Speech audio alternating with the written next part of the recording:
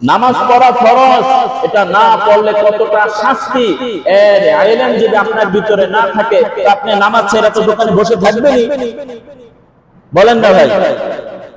আযান যখন হয়ে যাবে, নামাজ যে কতটা গুরুত্ব হাদিসের মধ্যে রয়েছে, কোন ব্যক্তি যদি ফজরের আযান হয়ে যাওয়ার পর সে যদি ফজরের নামাজ না পড়ে যোহর পর্যন্ত, আল্লাহর রাসূল দেখলেন জাহান্নামের মধ্যে একজন ব্যক্তি অত্যাচার করা হচ্ছে, কেমন বড় একটা পাথর দিয়ে তার মাথার মধ্যে আঘাত করা হচ্ছে, রক্তের নদী, ওই আঘাতের কারণে ওই ব্যক্তি আবার সাগরের মাঝখানে চলে যায়, তার মাথা ছিন্ন বিচ্ছিন্ন হয়ে যায়।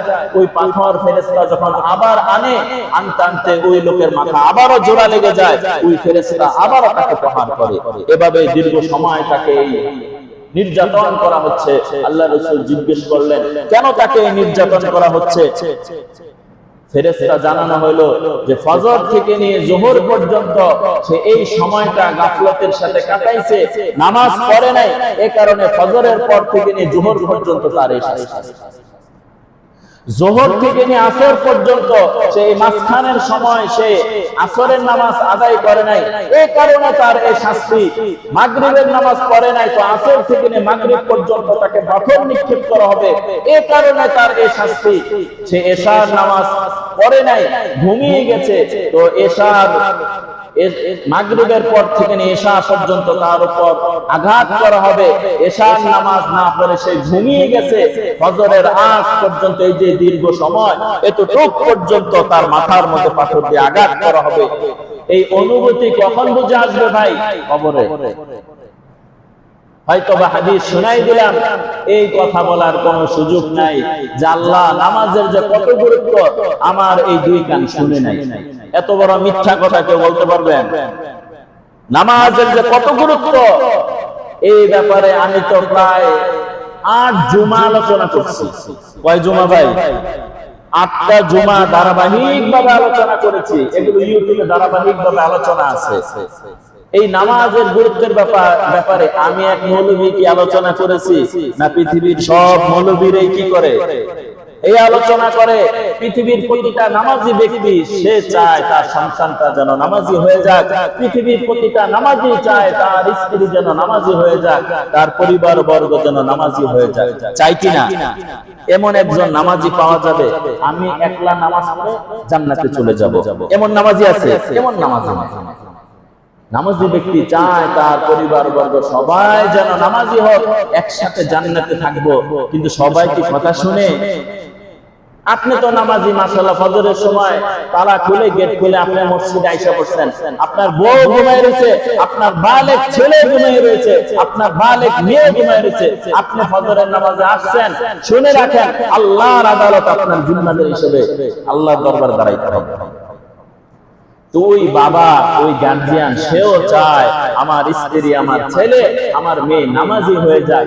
কই আপনার কথা তো শুনছে না, সে তো নামাজি হচ্ছে না, সে তো দ্বীনের উপর চলতেছে না। কারণ কি? কারণ তার মধ্যে ইলম নাই। কারণ হচ্ছে তার মধ্যে ইলম নাই, ঈমানের নূর নাই। এই কারণেই তো তার আল্লাহর ভয় থেকে তাকে উদাসীন করে দিয়েছে, সে ফজরে ঘুমায় না। এই কারণে সে উদাসীন। যখন যোহরের আযান হয় সে দোকানে বসে থাকে, যখন আসরের আযান হয় সে বাজারে বসে থাকে, যখন এশার সময় হয় তখন টেলিভিশন আর মোবাইল চালাইতে চালাইতে সে ঘুমিয়ে যায়। এশার নামাজ পড়ার সময় গুরুত্ব নাই। ওই ইলম না থাকার কারণেই তো এটা হয়েছে। তাহলে ইলমে দ্বীন, ফরজ পরিমাণে ইলম যদি আপনি না শিখেন, আল্লাহর আদালতে আপনি তো দাঁড়াবেন। সাথে সাথে যার কারণে সে ইবাদত ছেড়ে দিল, এই ব্যক্তি আল্লাহর দরবারে নালিশ করবে। আমি খুতবার শুরুতে ওই একটা কোরআনের আয়াতে পড়েছি, ওই একটা আয়াতে পড়েছি, আলোচনার শেষে আয়াতের অনুবাদটা বললাম।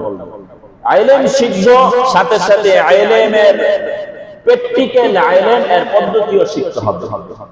ইলম শুধু নামাজের ইলম নয়, ইলমের মধ্যে মুআমালাত, মুআশারাত, আমার জিন্দেগি কিভাবে পরিচালিত হবে, মানুষের সাথে আমার লেনদেন কি হবে, আত্মীয়তার সাথে আমার লেনদেন কি হবে, সন্তানের সাথে বাবার কেমন সম্পর্ক থাকবে, মার সাথে মেয়ের কি সম্পর্ক থাকবে, স্ত্রী স্বামীকে কি মর্যাদা দিবে, স্বামীর কি কি হক রয়েছে, স্বামীও জানবে স্ত্রীর কি কি হক রয়েছে। এই সবগুলো বিষয় কি ওয়াজ নাকি আইলেম? এই আইলেম এগুলো শিখবেন কোথায়? উচিত তো ছিল, রাসূলের হাদিস রয়েছে, কুন আলিমান, তুমি আলেম হয়ে যাও। চানকোপাল সৌভাগ্যশীল ওই সমস্ত ব্যক্তিরা যারা দুনিয়ার বুকে নবীর ওয়ারিস হয়ে গেছে, সুবহানাল্লাহ, নবীর ওয়ারিস হয়ে গেছে উলামায়ে কেরাম। কুন আলিমান, আল্লাহ রাসূল বলেন আলেম হয়ে যাও। আও মুতাআল্লিমান, আলেম হতে পারো নাই, আলেমের ছাত্র হও, আলেমের ছাত্র হও। 3 নাম্বার, আলেমের ছাত্র হতে পারো নাই, অনেক ব্যস্ত, তো আল্লাহ রাসূল বলেন আও মুহিব্বান, আলেমকে ভালোবাসিকারী হও, আলেমকে মহব্বতকারী হও। আও মুস্তাঈনান, অথবা আলেমের কথা শ্রবণকারী হও, আলেমের কথা শ্রবণকারী হও, আলেমকে ডিঙ্গায়ও না।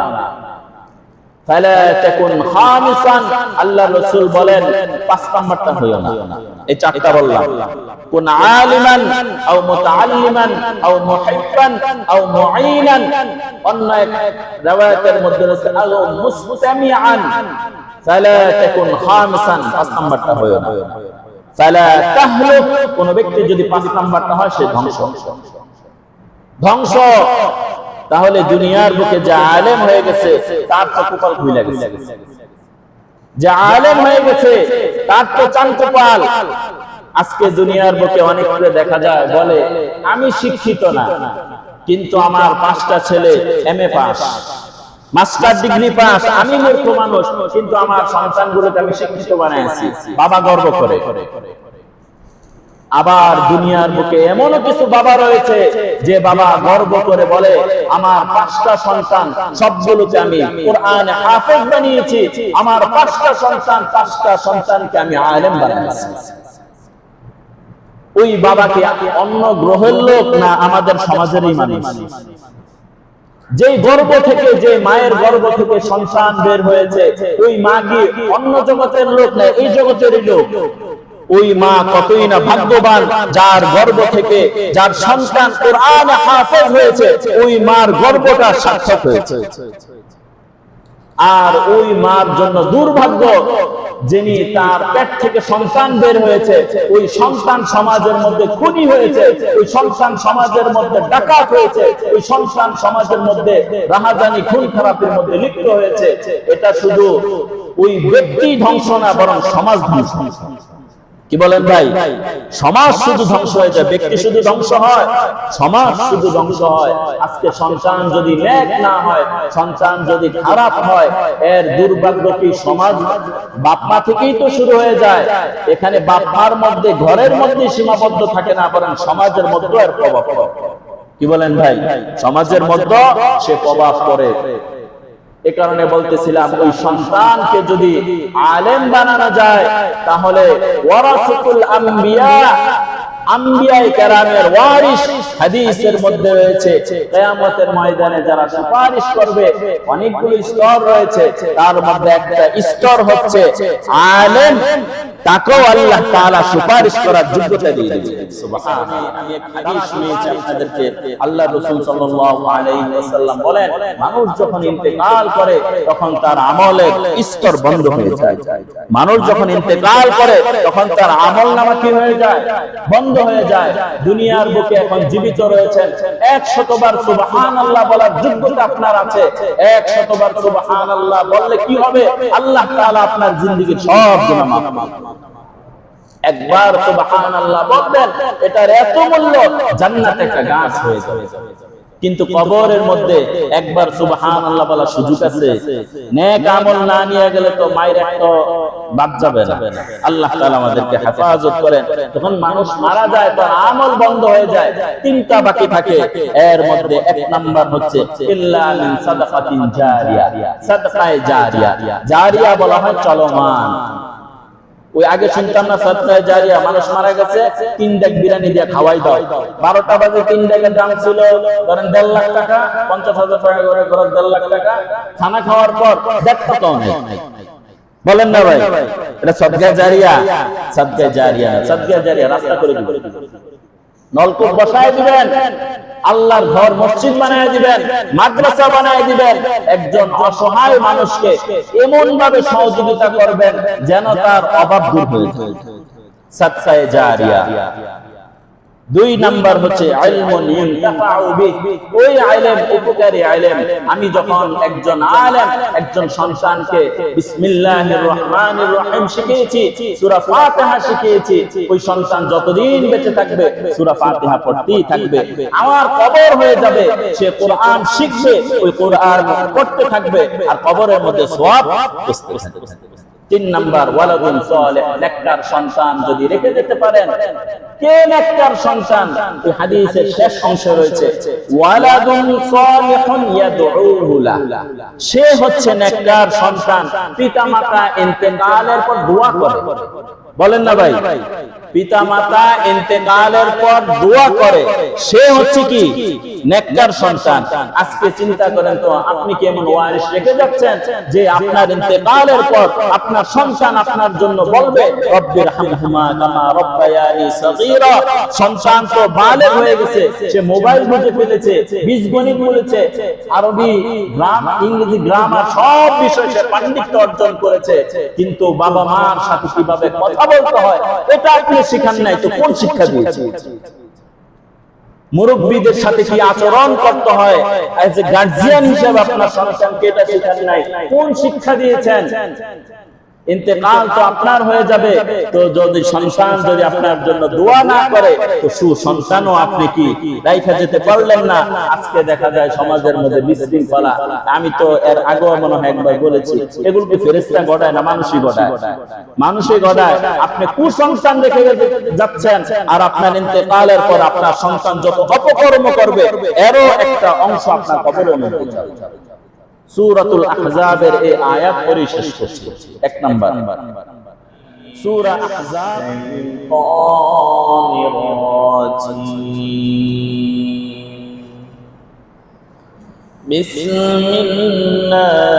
বিসমিল্লাহির রাহমানির রাহিম। وقالوا ربنا إنا أطعنا سادتنا وكبراءنا فأضلونا السبيلا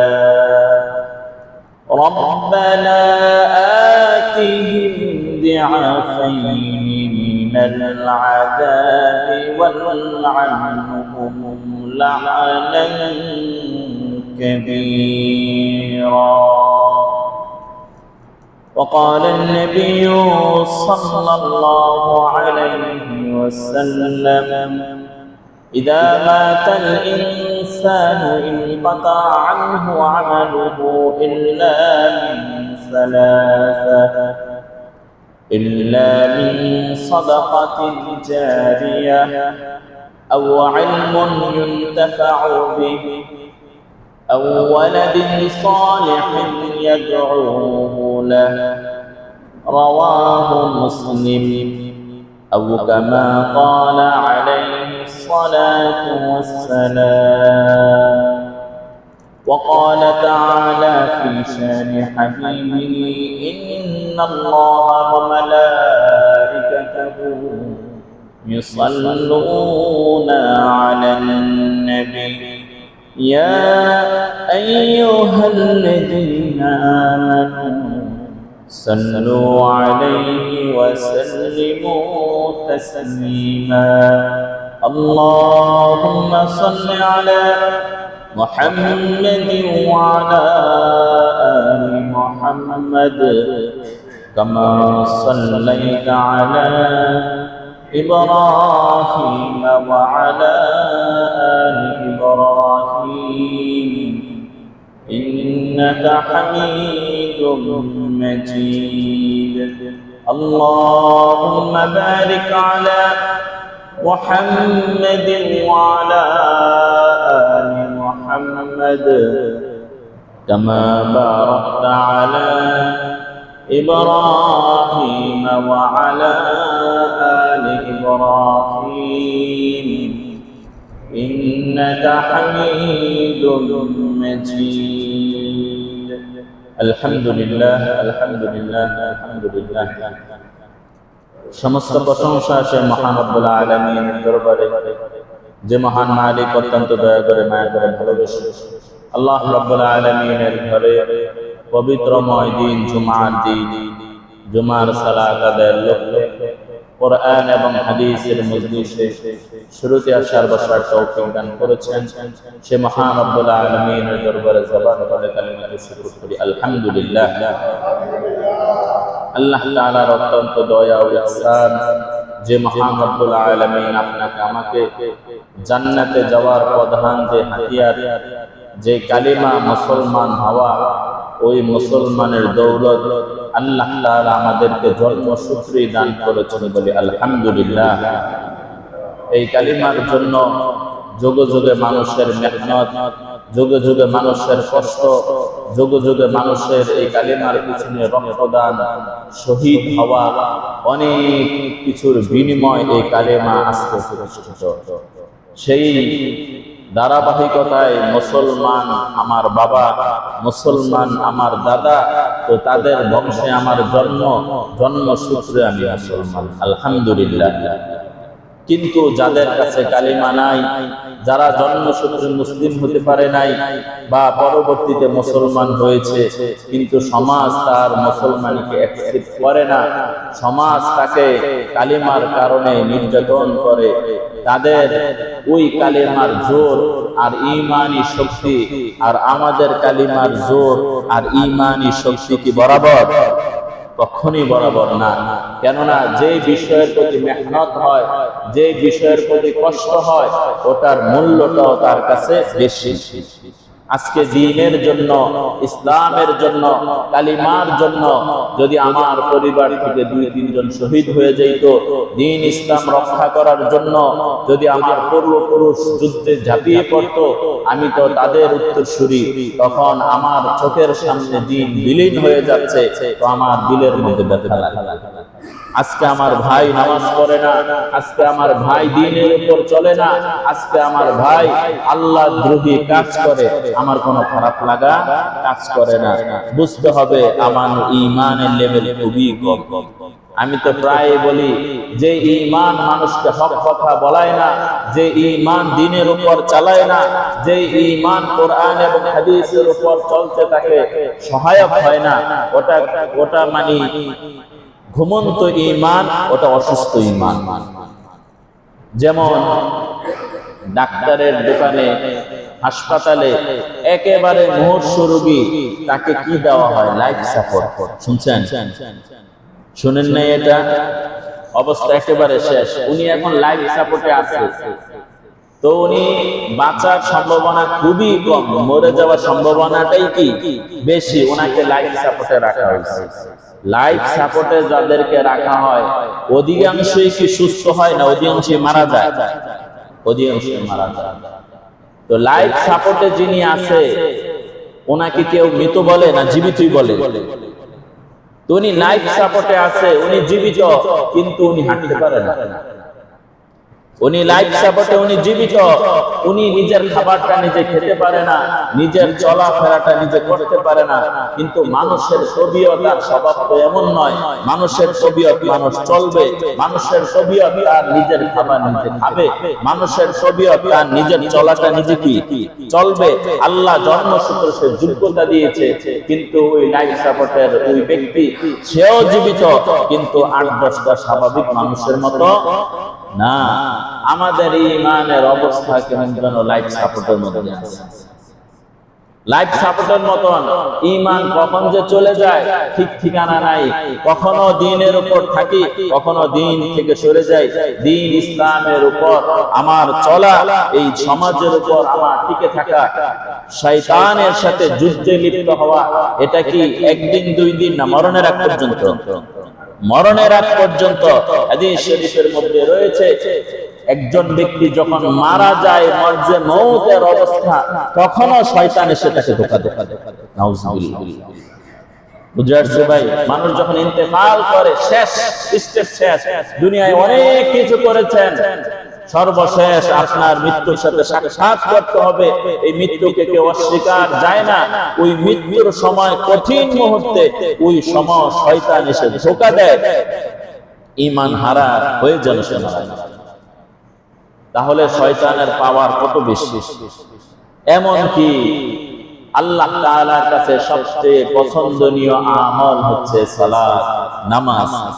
এই শয়তান কি নামাজের মধ্যেও কি দেয়? ধোঁকা দেয়। কি বলেন? নাকি খালি হুজুরে দেয়?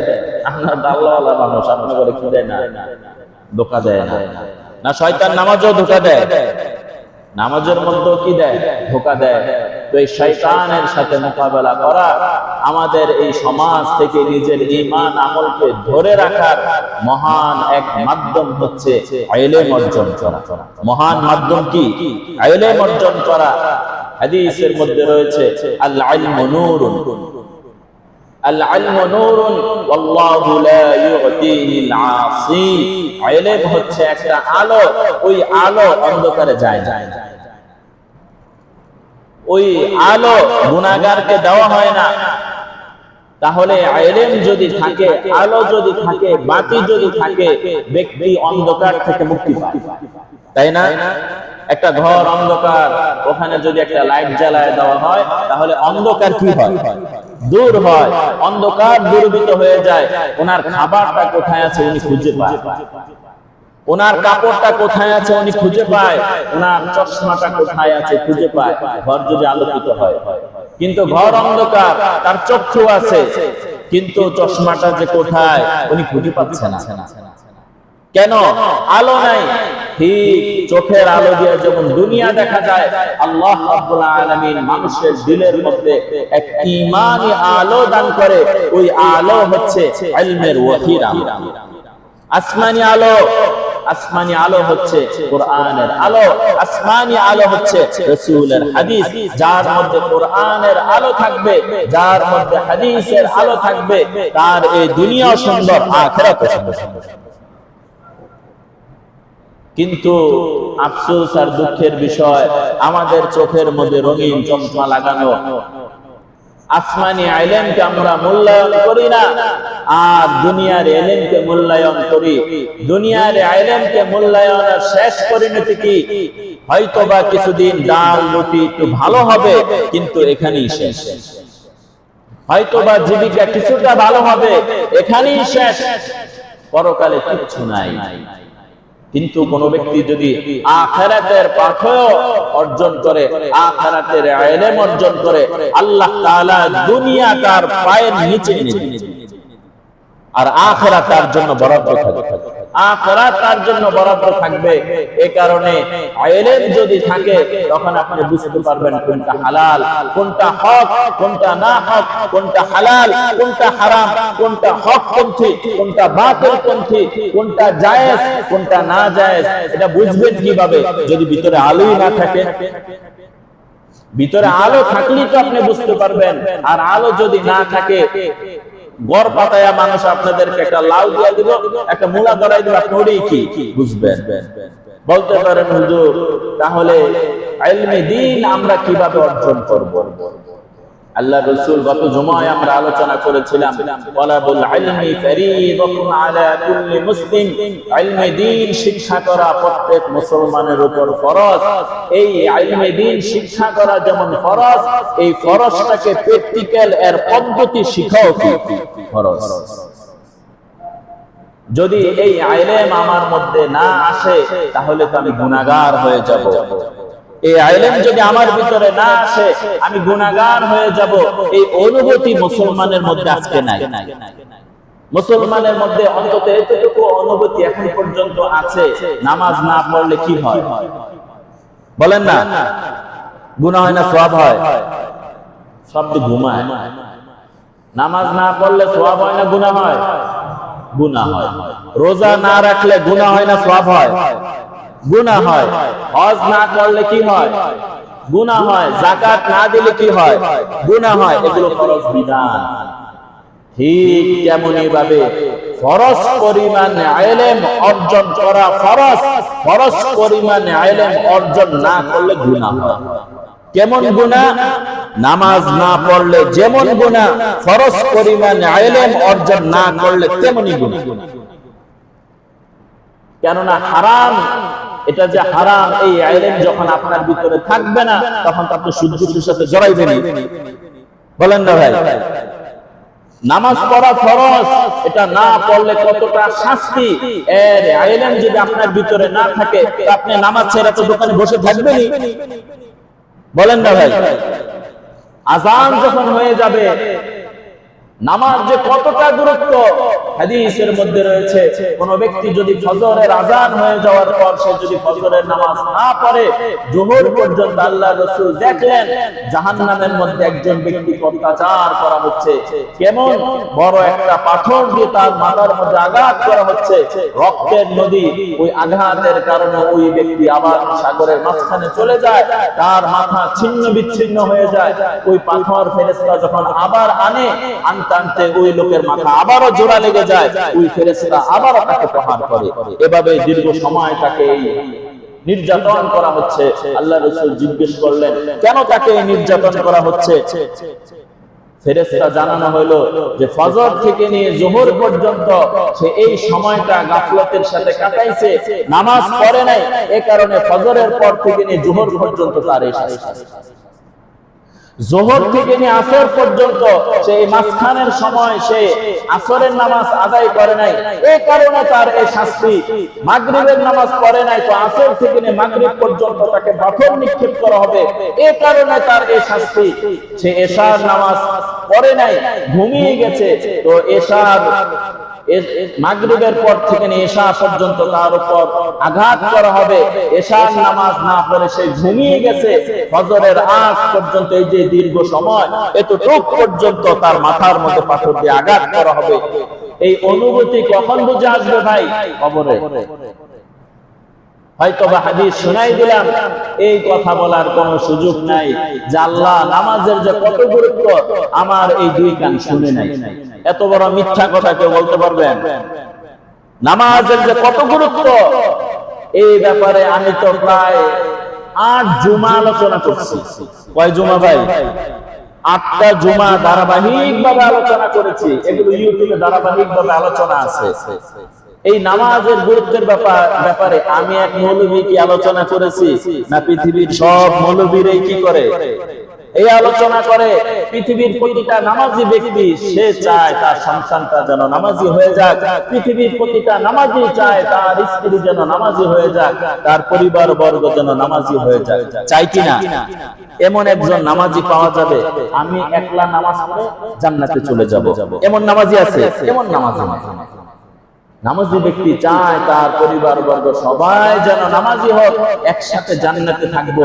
কিন্তু সবাই কি কথা শুনে? আপনি তো নামাজি, মাশাআল্লাহ, ফজরের সময় তালা খুলে গেট খুলে আপনি মসজিদে আইসা পড়ছেন, আপনার বউ ঘুমায় রয়েছে, আপনার বালেক ছেলে ঘুমায় রয়েছে, আপনার বালেক মেয়ে ঘুমায় রয়েছে, আপনি ফজরের নামাজে আসছেন। শুনে রাখেন, আল্লাহর আদালত আপনার জিম্মাদার হিসেবে আল্লাহর দরবারে দাঁড়াইতে হবে। তুই বাবা, ওই গার্জিয়ান, সেও চায় আমার স্ত্রী, আমার ছেলে, আমার মেয়ে নামাজি হয়ে যায়। কই আপনার কথা তো শুনছে না, সে তো নামাজি হচ্ছে না, সে তো দ্বীনের উপর চলতেছে না। কারণ কি? কারণ তার মধ্যে ইলম নাই। কারণ হচ্ছে তার মধ্যে ইলম নাই, ঈমানের নূর নাই। এই কারণেই তো তার আল্লাহর ভয় থেকে তাকে উদাসীন করে দিয়েছে, সে ফজরে ঘুমায় না। এই কারণে সে উদাসীন। যখন যোহরের আজান হয় সে দোকানে বসে থাকে, যখন আসরের আজান হয় সে বাজারে বসে থাকে, যখন এশার সময় হয় তখন টেলিভিশন আর মোবাইল চালাইতে চালাইতে সে ঘুমিয়ে যায়। এশার নামাজ পড়ার সময় গুরুত্ব নাই। ওই ইলম না থাকার কারণেই তো এটা হয়েছে। তাহলে ইলমে দ্বীন ফরজ পরিমাণে ইলম যদি আপনি না শিখেন, আল্লাহর আদালতে আপনি তো দাঁড়াবেন, সাথে সাথে যার কারণে সে ইবাদত ছেড়ে দিল এই ব্যক্তি আল্লাহর দরবারে নালিশ করবে। আমি খুতবার শুরুতে ওই একটা কোরআনের আয়াতে পড়েছি, ওই একটা আয়াতে পড়েছি, আলোচনার শেষে আয়াতের অনুবাদটা বললাম। ইলম শিখবো, সাথে সাথে ইলমের প্র্যাকটিক্যাল ইলম এর পদ্ধতিও শিখতে হবে। ইলম শুধু নামাজের ইলম নয়, ইলমের মধ্যে মুআমালাত, মুআশারাত, আমার জিন্দেগি কিভাবে পরিচালিত হবে, মানুষের সাথে আমার লেনদেন কি হবে, আত্মীয়তার সাথে আমার লেনদেন কি হবে, সন্তানের সাথে বাবার কেমন সম্পর্ক থাকবে, মার সাথে মেয়ের কি সম্পর্ক থাকবে, স্ত্রী স্বামীকে কি মর্যাদা দিবে, স্বামীর কি কি হক রয়েছে, স্বামীও জানবে স্ত্রীর কি কি হক রয়েছে। এই সবগুলো বিষয় কি ওয়াজ নাকি ইলম? এই ইলম এগুলো শিখবেন কোথায়? উচিত ছিল, রাসূলের হাদিস রয়েছে, কুন আলিমান, তুমি আলেম হয়ে যাও।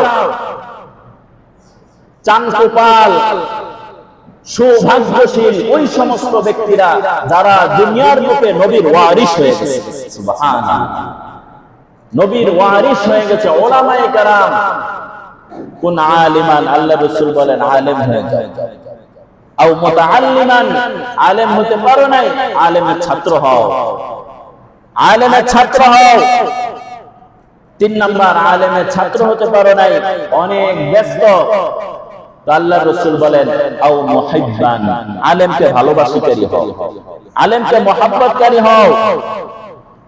আও মুস্তাঈনান, অথবা আলেমের কথা শ্রবণকারী হও, আলেমের কথা শ্রবণকারী হও, আলেমকে ডিঙ্গায়ও না।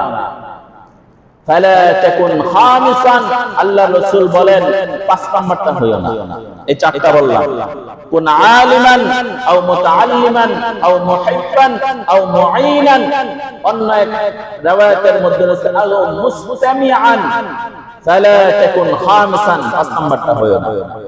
ফালা তাহলুক, কোন ব্যক্তি যদি 5 নাম্বারটা হয় সে ধ্বংস, ধ্বংস। তাহলে দুনিয়ার বুকে যে আলেম হয়ে গেছে তার তো কপাল খুলে গেছে, যে আলেম হয়ে গেছে তার তো চান কপাল।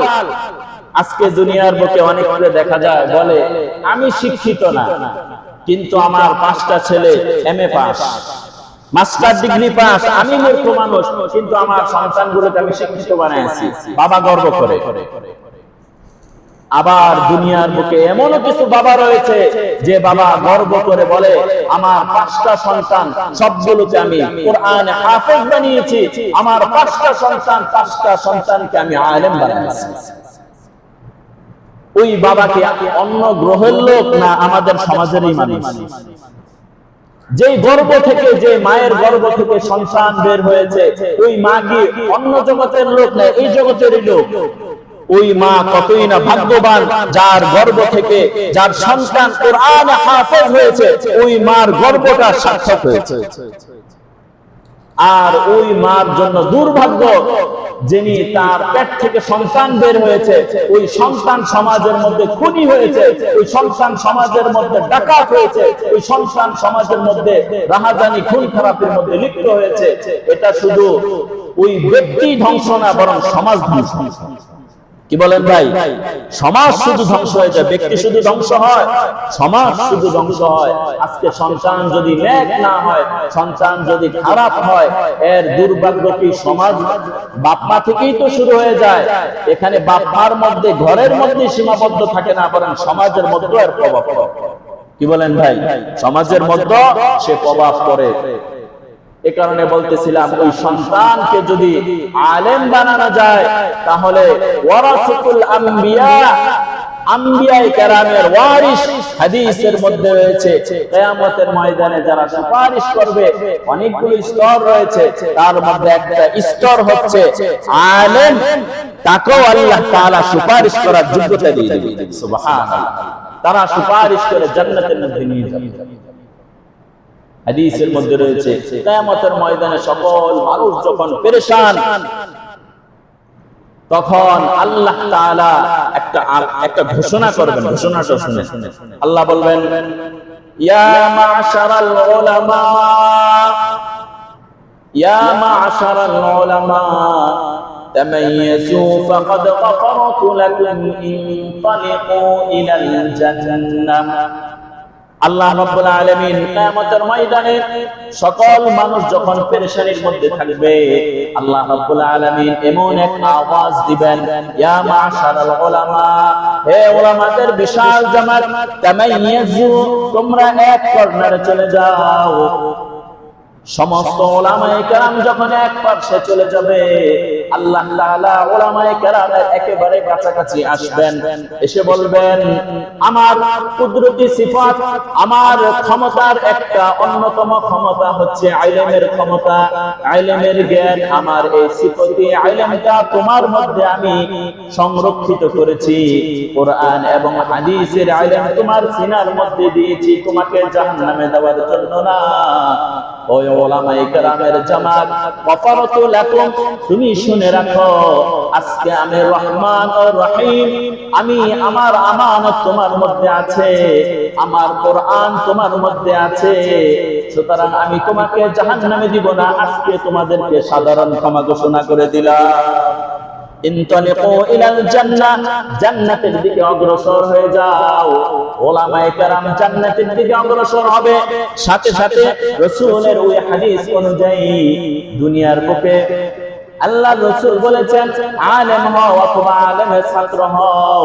তখন আলেমের ছাত্র আলেমের কাছে যেয়ে বলবে, ও আলেম সাহেব, ও মৌলভী সাহেব, ও কোরআন হাফেজ, দুনিয়ার বুকে আমি অনেক ব্যস্ত ছিলাম, আপনার কাছে আমি কোরআন শিখেছি, আপনার কাছে আমি ইলম শিখেছি, আজকে আমি কঠিন বিপদের মধ্যে পড়ে রয়েছে। ওই উলামায়ে কেরাম আলেম আল্লাহর কাছে সুপারিশ করবে, আল্লাহ তাআলা তার সুপারিশ কবুল করে নিয়ে যাবে। আলেমের ছাত্র হতে পারে নাই, আলেমের মহব্বতকারী হয়েছে, আলেমকে ভালোবেসেছে। ওই ব্যক্তি এসে বলবে, ও আলেম, ও হাফেজ সাহেব, ও মাওলানা সাহেব, ও মুফতি সাহেব, দুনিয়ার বুকে আপনার কাছে ইলমে দ্বীন ওয়াহী সংরক্ষিত ছিল, হয়তোবা আপনি আমাকে দেখেন নাই, আপনার সাথে আমার কোনো সম্পর্ক ছিল না, কিন্তু আমার দিলের মধ্যে উলামায়ে কেরামের জন্য একটা টান আর মহব্বত আর ভালোবাসা ছিল, হয়তোবা কখনো প্রকাশ করেছি, কখনো প্রকাশ করি নাই, আজ আমার দিল থেকে আপনাকে ভালোবাসতাম। আল্লাহ তাআলার কাছে উলামায়ে কেরাম সুপারিশ করবে, আল্লাহ তাআলা তাকে maaf করে দিবে। সুবহানাল্লাহ। উলামায়ে কেরামকে ভালোবাসা, উলামায়ে কেরামের সাথে মহব্বত তৈরি করা। তাহলে উলামায়ে কেরামের সুপারিশ যদি আল্লাহ কবুল করে, তাহলে যিনি কোরআনে হাফেজ হবে, যিনি আলেম হবে, উনি কি তার বাপ মা যদি জাহান্নামের আসামি হয়ে যায়, ওই বাপ মাকে সুপারিশ না করে কোন সন্তান কি জান্নাতে যাবে? বলেন না ভাই, কখনো জান্নাতে যাবে না। আমি তো প্রায় অনেক সময় বলি, আপনাকে প্লেনের টিকিট দুইটা দেওয়া হয়েছে, একটা আপনি যাবেন, আরেকটা হচ্ছে আপনার নিকটের একজনকে নিয়ে যাবেন। ওই ব্যক্তি চিন্তা করবে কারে নেওয়া যায়, ওই বরিশাল থেকে এক লোক টাইনা নিয়ে আসবো না, তার মহব্বতের সবচেয়ে আপন যিনি তাকেই নিবে, আপন যিনি তাকেই নিবে। এ কারণে উলামায়ে কেরামের সাথে সম্পর্ক কার বেশি সম্পর্ক? উলামায়ে কেরামের সাথে সম্পর্ক হচ্ছে তার বাবা আর মা।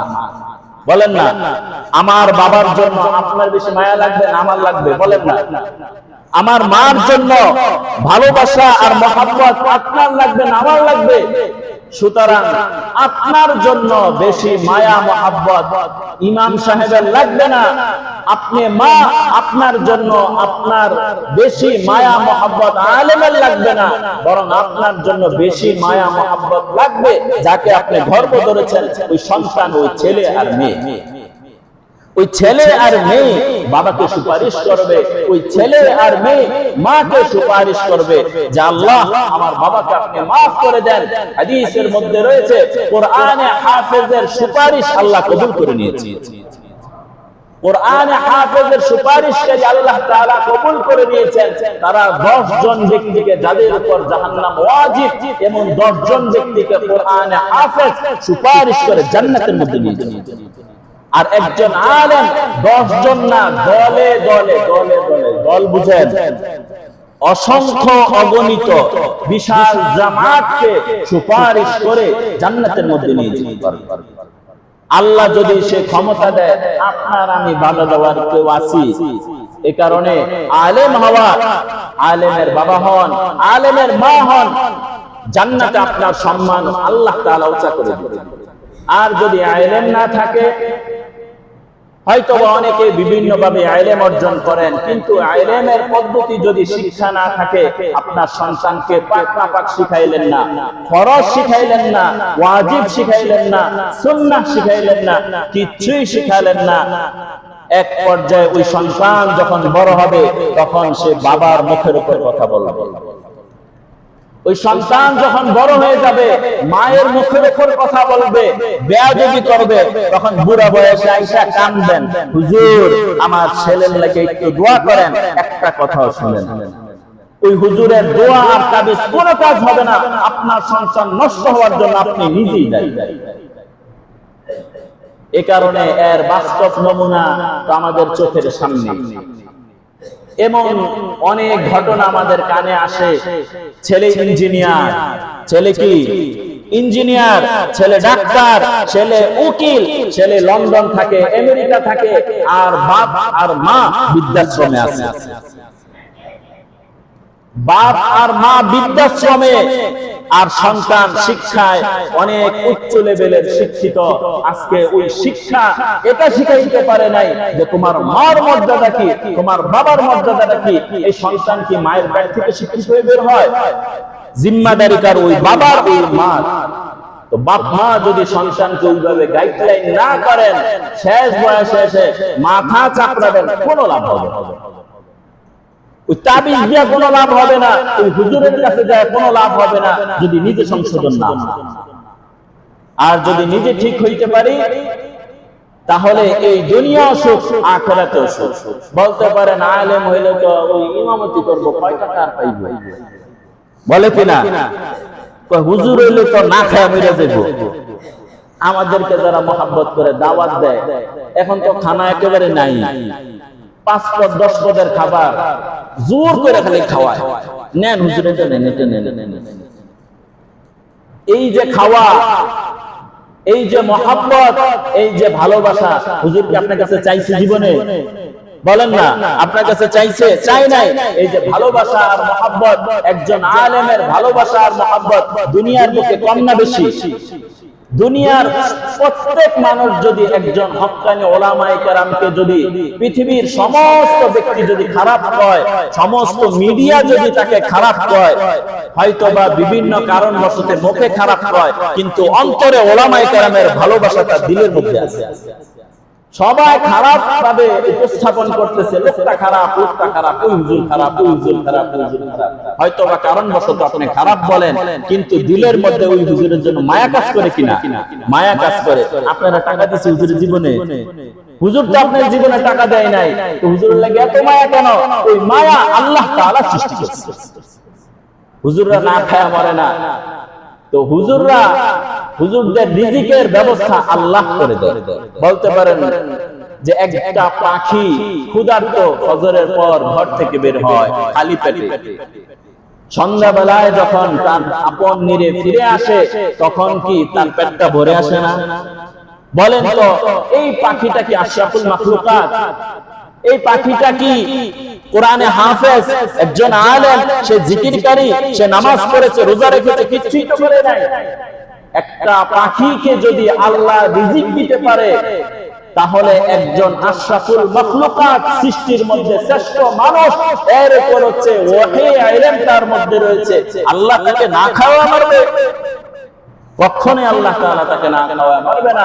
একজন আলেম তার বয়স যখন আস্তে আস্তে বাড়তে থাকে, আল্লাহ তাআলা তার মর্যাদাও বাড়াইতে থাকে। এর বাস্তব প্র্যাকটিক্যাল তো আমাদের চোখের সামনে। একজন আলেম যখন বয়স বাড়ে তখন তার মর্যাদা আস্তে আস্তে বাড়ে, আর একজন জেনারেল শিক্ষিত যখন সে আস্তে আস্তে তার বয়স বাড়ে তখন তার মূল্য আস্তে আস্তে কমতে থাকে।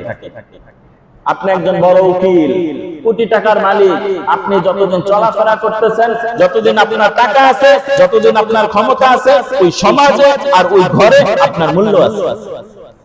যখন থেকে আপনার উপার্জন বন্ধ, যখন থেকে আপনি বিছনায় পড়ে যাবেন, ওই নেতা, ওই কর্মী আর কোনো খোঁজ খবর নাই। ওই কর্মী, ওই নেতার আর কোনো সম্পর্ক নাই। ওই আত্মীয় স্বজন যারা সবসময় আগে ভিড় লেগে থাকতো, তারা আজকে কোনো খোঁজ খবর নিচ্ছে না। বিছনায় পড়ে রয়েছে যে জীবন সঙ্গিনী স্ত্রী, আপনার জন্য সে জানও দিতে পারে। যখন আপনি বিছনায় পায়খানা পেশাব করবেন তখন সেও আপনার থেকে দূরে সরে যাবে। আপনার মূল্য আস্তে আস্তে কমতে থাকবে। আর ওলামায়ে কেরামের বয়স যখন আস্তে আস্তে বাড়ে তখন আল্লাহ তাআলা তাদের মর্যাদা আরো বাড়ায় দেয়। একজন আলেম, বয়োবৃদ্ধ আলেম, তার জুতা নেওয়ার লাগা হাজার হাজার মানুষ দৌড়ায়। কি বলেন? আল্লামা আহমদ শফী, ওনার বয়স যখন 104 বছর, উনি এক বক্তব্য শুনেছেন। উনি বলেন, হেলিকপ্টার আমার কাছে রিকশার মতো। হেলিকপ্টার যায়, ওখানে ওয়েটিং এ থাকে, হুজুরের সময় হয় না যাওয়া। অনেক প্রোগ্রাম শরীর স্বাস্থ্যতে দেয় না, হেলিকপ্টার আমাদের মতো, আমার কাছে কি রিকশার মতো। আর এমন অনেক মানুষ রয়েছে হেলিকপ্টারে ওঠা তার স্বপ্ন, জিন্দেগি শেষ হয়ে গেছে, হেলিকপ্টারে ওঠার ভাগ্য কি তার হয় নাই, আর ওনার কাছে হেলিকপ্টার কি হয়ে গেছে, রিকশার মতো হয়ে গেছে। আজকে একটা দেখলাম, একজন ইসলামিক স্কলার, নাম হচ্ছে আল্লামা জুনায়েদ আল হাবিব, লাঠি হাতে নিয়ে বক্তব্য দেন। উনি দীর্ঘদিন পর ইংল্যান্ডে গেছে, ইংল্যান্ডে সফরে গেছে। যাওয়ার পর ওনাকে এয়ারপোর্ট থেকে যে সম্বর্ধনা, যে স্বাগত জানানো হয়েছে, বিশাল এক রাজকীয় সংবর্ধনা। এটা কিসের বরকতে? কোরআনের বরকতে। ওলামায়ে কেরাম বয়স বাড়ার সাথে সাথে তার মর্যাদাও কি থাকে, বাড়তে থাকে। আর ওলামায়ে কেরামের সুহবতে যারা থাকে, ওলামায়ে কেরামের সাথে মিশে যারা থাকে, আল্লাহ এই সমাজও তাদের মর্যাদা কি করে বাড়ায় দেয়। আর ওলামায়ে কেরামের সাথে বিদ্বেষ পোষণ যারা করে, এরা দুনিয়ার মধ্যে হয়তো বা কিছু মানুষের প্রশংসা কুড়ায়, তার অধিকাংশ মানুষের মনের মধ্যে তারা কষ্ট দিয়ে থাকে, আর পরকালে তারা কিছু পায় না। এ কারণে নিয়ত করা যে আমার সন্তানকে আলেম বানাবো, আমি কোরআনে হাফেজের বাবা হব, আলেমের বাবা হব, আলেমের মা হব, আলেমের বাবা হব। সর্বশেষ একটা কথা বলি, পৃথিবীর মধ্যে বিখ্যাত একটা কিতাব রয়েছে, এই কিতাব তাফসীরের কিতাব, কিতাবের নাম হচ্ছে তাফসীরে কবীর। তাফসীরের কিতাবের নাম কি? তাফসীরে কবীর। এই তাফসীরে কিতাবের লেখক হচ্ছে আল্লামা ফখরুদ্দীন রাজি রাহিমাহুল্লাহু তাআলা। উনি হযরত মুসা আলাইহিস সালাতু ওয়াস সালামের একটি ঘটনা উল্লেখ করেছেন। ওই ঘটনার উনি লেখেন, হযরত মুসা আলাইহিস সালাতু ওয়াস সালাম একবার রাস্তা দিয়ে যাচ্ছেন, পথের মধ্যে দেখতে পেলেন একটা কবরের মধ্যে আযাব হচ্ছে। এই কবরের আযাব, এটা সত্য না মিথ্যা? সত্য। কবরের মধ্যে আযাব কেন হয়? কোন ব্যক্তি যদি বদকার হয় তাহলে তার কবরের মধ্যে আযাব হয়, আর কোন ব্যক্তি যদি নেককার হয়, পরহেজগার হয়, তাহলে তার কবরের মধ্যে আল্লাহ তাআলা জান্নাতের নিয়ামত। তো কবরের মধ্যে আযাব হচ্ছিল, উনি চলে গেলেন। তাহলে নবী দেখতে পেলেন কবরের মধ্যে আযাব হচ্ছে। প্রশ্ন হতে পারে, হুজুর তাহলে আমরা দেখি না কেন? মুসা নবী, উনি তো মানুষ ছিলেন, উনি দেখলেন, তাহলে আমরা দেখি না কেন? উনি আল্লাহর পক্ষ থেকে বার্তা বাহক, উনি যদি না দেখে তাহলে কিভাবে বলবে উম্মতকে কবরের মধ্যে আযাব হচ্ছে? এই কারণে আল্লাহ তাআলা পয়গম্বরদের অন্তর্দৃষ্টি খুলে দিয়েছেন। ওই অন্তর্দৃষ্টির মাধ্যমে আল্লাহ তাআলা ওহীর মাধ্যমে দেখতে পান যে কবরের মধ্যে কি হচ্ছে। হাদিসের মধ্যে রয়েছে। তাহলে সাধারণ মানুষ দেখে না কেন? সাধারণ মানুষ যদি কবরের আযাব দেখতো তাহলে কোন ব্যক্তি মৃত ব্যক্তিকে গোসল করাইতো না, তাকে দাফন দেওয়ার জন্য কবরস্থানেও যাইতো। কবরস্থানে কবরের মধ্যে কি আযাব হচ্ছে এটা যদি সাধারণ মানুষ দেখতো তাহলে কোনো মানুষকে আর কি দিত না, কবরের মধ্যে রাখতো না। এ কারণে কবরের আযাব গোপন আছে। তো মুসা আলাইহিস সালাতু ওয়াস সালাম দেখতে পেলেন কবরে আযাব চলে গেলেন, ফেরার পথে দেখলেন যে এই কবরের মধ্যে আযাব বন্ধ, সুখ শান্তি শুরু হয়ে গেছে। সুবহানাল্লাহ। তখন মুসা আলাইহিস সালাতু ওয়াস সালাম কবরবাসীকে জিজ্ঞেস করলেন, ও কবরবাসী, কিছুক্ষণ আগে দেখলাম তোমার কবরের মধ্যে আযাব হচ্ছে, এখন দেখি তোমার কবরের মধ্যে সুখ শান্তি, কারণটা কি? তো তিনি বলেন যে আমার ইন্তেকাল যখন হয়েছে তখন আমার এক সন্তান আমার স্ত্রীর গর্ভের মধ্যে ছিল। আমার ইন্তেকালের পর ওই সন্তান যখন দুনিয়ার বুকে এসেছে, যখন কিছুটা বড় হয়েছে, তখন যখন পড়ার উপযুক্ত হয়েছে, তখন এক মক্তবে আমার সন্তানকে নিয়ে যাওয়া হয়েছে। তার মা তার সন্তানকে নিয়ে গেছে। মাদ্রাসায় নেওয়ার পর সর্বপ্রথম উস্তাদ তাকে যে সবকটা দিয়েছে সেই সবকটা হচ্ছে বিসমিল্লাহির রহমানির রহিম। বলেন বিসমিল্লাহির রহমানির রহিম। এই সবক দিয়েছে। এই সবক দেওয়ার সাথে সাথে আল্লাহ তাআলা ওই জাহান্নামের ফেরেশতাকে বললেন, জাহান্নামের আযাব বন্ধ করো। ফেরেশতারা বললেন যে কেন জাহান্নামের আযাব বন্ধ করব? তো জাহান্নামের আসামি, আযাব বন্ধ করব কেন? আল্লাহ তাআলা বলেন উনি এমন এক ওয়ারিস রেখে এসেছে, উনি এমন এক সন্তান রেখে এসেছে, ওই সন্তান যখন পড়ার উপযুক্ত হয়েছে, মুক্তবে নেওয়ার পর উস্তাদজি তাকে প্রথম সবক দিয়েছে বিসমিল্লাহির রহমানির রহিম। পরে তুমি ওই প্রভুর নামে যিনি রহমান আর রহিম, সুতরাং আমি রহমান আর রহিম, ওই সন্তানের বাবাকে আমি কবরের আযাব দিব, আমি তার রহমান আর রহিমের সিফাত ঠিক থাকে না, আমি আমার রহমান আর রহিমের সিফাত ঠিক রাখার জন্য আমি আমার বান্দাকে maaf করব। কি শিখেছে? বিসমিল্লাহির রহমানির রহিম। আল্লাহ রহমান, আল্লাহ রহিম, এই রহমান আর রহিমের উসিলায় ওই সন্তানের বাবাকে জাহান্নামের আসামিকে আল্লাহ maaf করে দিয়েছে। সুতরাং এই যদি হয় এতটুকুর ফজিলত, বাকি বিশাল তো আলোচনা পড়ে রয়েছে। এই কারণে আমি এক হাদিস শুনিয়েছি আপনাদেরকে। আল্লাহর রাসূল সাল্লাল্লাহু আলাইহি ওয়াসাল্লাম বলেন, মানুষ যখন ইন্তেকাল করে তখন তার আমলের স্তর বন্ধ হয়ে যায়। মানুষ যখন ইন্তেকাল করে তখন তার আমলনামা কি হয়ে যায়? বন্ধ হয়ে যায়। দুনিয়ার বুকে এখন জীবিত রয়েছেন, 100 বার সুবহানাল্লাহ বলার যোগ্যতা আপনার আছে। 100 বার সুবহানাল্লাহ বললে কি হবে? আল্লাহ তাআলা আপনার জিন্দেগীর সব গুনাহ মাফ করবেন। একবার সুবহানাল্লাহ বলবেন, এটার এত মূল্য জান্নাতে একটা গাছ হয়ে যাবে। কিন্তু কবরের মধ্যে একবার সুবহানাল্লাহ বলার সুযোগ আছে? নেক আমল না নিয়ে গেলে তো মায়ের একটা বাদ যাবে না। আল্লাহ তাআলা আমাদেরকে হেফাজত করেন। যখন মানুষ মারা যায় তার আমল বন্ধ হয়ে যায়, তিনটা বাকি থাকে।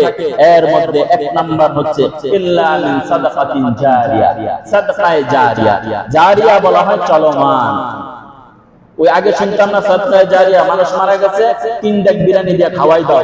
12টা বাজে 3 ডেকের দাম ছিল ধরেন 1.5 লাখ টাকা, 50,000 টাকা করে খরচ, 1.5 লাখ টাকা। খানা খাওয়ার পর দেখতে তো নেই।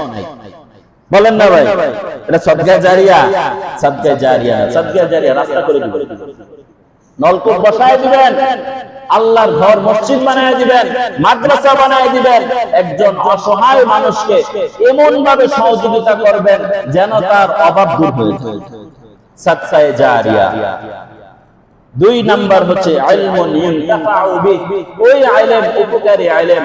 আমি যখন একজন আলেম, একজন সন্তানকে বিসমিল্লাহির রহমানির রহিম শিখিয়েছি, সূরা ফাতিহা শিখিয়েছি, ওই সন্তান যতদিন বেঁচে থাকবে সূরা ফাতিহা পড়তেই থাকবে। আমার কবর হয়ে যাবে, সে কোরআন শিখবে, ওই কোরআন পড়তে থাকবে, আর কবরের মধ্যে সওয়াব খুঁজতে থাকবে। 3 নাম্বার ওয়ালাদুন সালেহ, নেককার সন্তান যদি রেখে যেতে পারেন। কে নেককার সন্তান? এই হাদিসের শেষ অংশে রয়েছে ওয়ালাদুন সালিহুন ইয়াদউহু লা।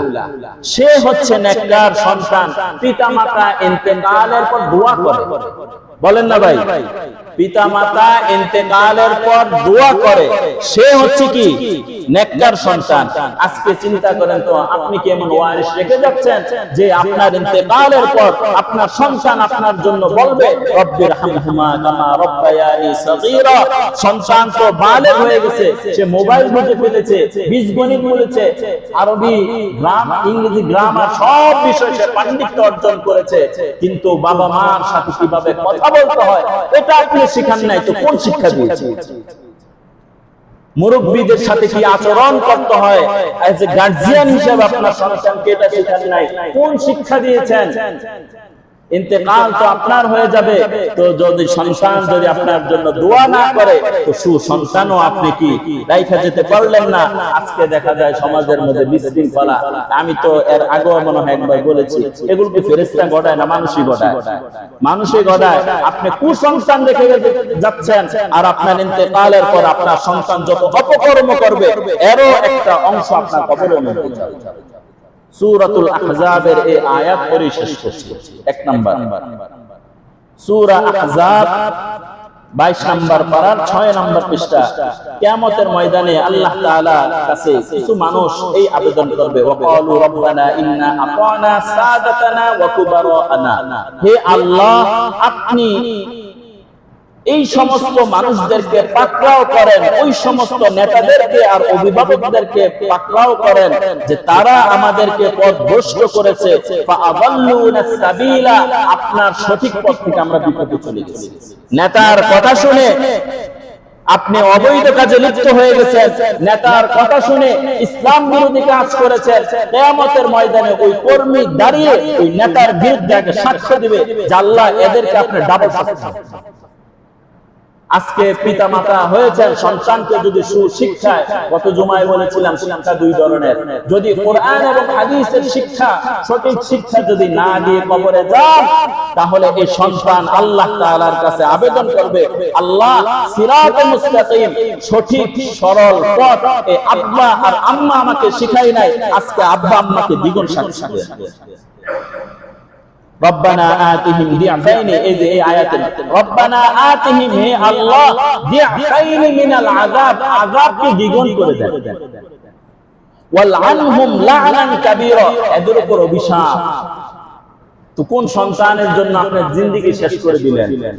এই সন্তানের জন্য, ফ্যামিলির জন্যই তো একটা পুরুষের জিন্দেগি কি হয়ে যায়, শেষ হয়ে যায়। কিন্তু আফসোস করবেন তখন যখন ওই আফসোসের কোনো মূল্য থাকবে না। এই কারণে সন্তানকে নামাজি বানান, সন্তানকে আলেম বানান, সন্তানকে হাফেজ বানান, সন্তানকে সুসন্তান বানান। এই দুনিয়াও শান্তি, আখিরাতেও শান্তি। আর সন্তান যদি সুশিক্ষায় শিক্ষিত না হয়, কোরআন এবং হাদিসের ইলম যদি তাদের ভিতরে না থাকে, তাহলে সে আল্লাহ চিনবে না, রাসূল চিনবে না, সে ইহকালও চিনবে না, পরকালও চিনবে না। মৃত্যু আপনারও হবে, তারও হবে, আল্লাহর দরবারে আপনি আসামি হবেন। আল্লাহ তাআলা আমাদের প্রত্যেককে নেকের উপর চলা, সতের উপর চলা সহজ করে দেন, এবং আমাদের ছেলে মেয়েগুলোকে আল্লাহ তাআলা দিনদার পরহেজগার বানায় দেন। এই কারণে নিয়ত করেন আলেমের বাবা হব ইনশাআল্লাহ। বলেন বলেন আলেমের বাবা হব, বলেন ইনশাআল্লাহ। যুবকরা বিয়ে তো করি নাই, নিয়ত করেন যে আমি আলেমের কি হব ভাই, বাবা হব। আলেমের বাবা হইতে পারেন না, আলেমের চাচা হবেন, আলেমের দাদা হবেন, আলেমের নানা হবেন, কোরআন হাফেজের বাবা হবেন, কোরআন হাফেজের চাচা হবেন, কোরআন হাফেজের দাদা হবেন, নানা হবেন। আর ঘরের মধ্যে মা বোনরা যারা রয়েছেন এদেরকে বলি কোরআন হাফেজের মা হন, কোরআন হাফেজের দাদি হন, কোরআন হাফেজের খালা হন, কোরআন হাফেজের মামি হন, কোরআন হাফেজের ফুফু হন। কেন হবেন? মরার পর কাজে লাগবে, মরার পর কাজে লাগবে। এই কারণে এই নিয়তটা করতে পারেন। এই যে বললাম বাপ মার কাছে কিন্তু আমি সীমাবদ্ধ রাখি নাই, রাখছি আত্মীয় স্বজনরা জুড়াইছি। অনেক সময় দেখা যায় বাবার কথা তেমন একটা কথা, দাদার কথাটা কি হয় কাজে লাগে। তো আপনি চেষ্টা করেন আপনার নাতিরে আপনি কোরআন হাফেজ বানাইবেন। আপনি নানা আপনি নিয়ত করেন আমার নাতিকে কোরআন হাফেজ বানাবো, আলেম বানাবো। আজকে মুক্তবের শিক্ষা থেকে আমরা অনেক দূরে, দুনিয়াবী শিক্ষা এমন পিছনে দৌড়াইতেছি যে আখিরাতের শিক্ষা আমাদের মনে হয় দরকারই নাই। মুক্তবের মধ্যে হাদিস শেখানো হয়, কালিমা শেখানো হয়, উজুর গোসল, উজুর ফরজ শেখানো হয়, গোসলের ফরজ শেখানো হয়, কোরআন শেখানো হয়, হাদিস শেখানো হয়। আজকে সন্তান বড় হয়ে যায়, উজুর ফরজ জানে না। পবিত্রতার সাথে যে গোসল করব, পাক না পাক বুঝে না, নাপাকের সাথে গোসল করে আসে। আমি অনেকদিন আগে শুনেছিলাম, একজনকে জিজ্ঞেস করছে, বলো তো গোসলের ফরজ কয়টা? কয় তিনটা। ওই যে শুনছি তিনটা, কোন তিনটা তো মনে নাই। কয় কি কি? কয় গামছা লওয়া, লঙ্গি লওয়া, সাবান লওয়া। এই তিনটা দিয়ে কি হয়ে যায়? গোসল হয়ে যায়। এটি গোসলের ফরজ। গোসলের ফরজের পদ্ধতিটাও শিখতে হবে। প্যান্টের মধ্যে, কাপড়ের মধ্যে নাপাকি আছে, আপনি পানি ভালোভাবে ঢাইলা আপনি পরে কাপড়টা চেঞ্জ করে যখন আয়সা করেন, ওই কাপড়ের মধ্যে তো এখনো নাপাকি লেগে গেছে। পদ্ধতিটা আপনার শিখতে হবে। পদ্ধতি কি?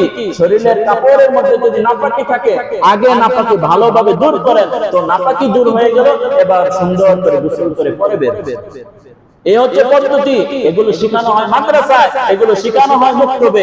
এখান থেকে আমরা অনেক দূরে সরে আমরা জাগতিক শিক্ষায় শিক্ষিত হচ্ছি। এটা খারাপ না, ডাক্তার ইঞ্জিনিয়ার হওয়া দরকার আছে, কিন্তু ইসলামের প্রাথমিক শিক্ষা যদি ঢুকায় দেন, একজনকে কোরআনে হাফেজ বানায় দেন, এরপর আপনি জাগতিক শিক্ষা শিখান, কোনো সমস্যা নাই। বাপ মার সাথে কিভাবে আচরণ করতে, এগুলো শিখায় দেন। কোরআনে আপনারা শুনছেন না, পিতা মাতার সাথে নম্রতার সাথে কথা বলো, এটা কোরআনে আছে তো। এবং বাপ মা যখন ইন্তেকাল করবে, তখন তুমি এটা বলো, রব্বির হামহুমা কামা রব্বায়ানি সগীরা। এগুলো তো কোরআনে আছে। আপনি নিজেও শিখলেন না, সন্তানকেও শিখাইলেন না, পরে দেখা যাবে দাদা, বাবা, নাতি সব এক জায়গায়। আল্লাহ তাআলা আমাদেরকে হেফাজত করেন, আল্লাহ তাআলা আমাদেরকে দ্বীনের উপর চলা সহজ করে দেন। আমিন ওয়া আখির দাওয়ানা আলহামদুলিল্লাহ।